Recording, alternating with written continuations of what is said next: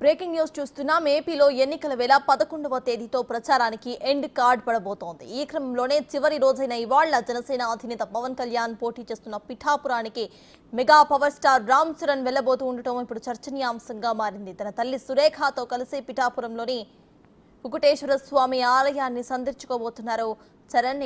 ఇప్పటికే తన బాబాయ్కి సోషల్ మీడియా వేదికగా మద్దతు ప్రకటించారు చరణ్. ఈ క్రమంలో చరణ్ అక్కడికి వెళ్లబోతుండటం ప్రాధాన్యం సంతరించుకుంది.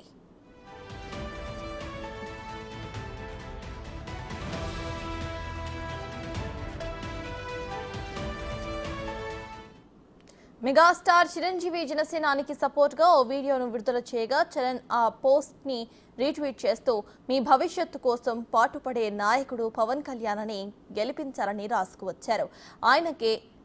అయితే ఆలయంలో పూజలు అనంతరం చరణ్ ఎన్నికల ప్రచారం చేస్తారా లేదా అనే విషయం అయితే ఇప్పుడు హాట్ టాపిక్ గా మారింది.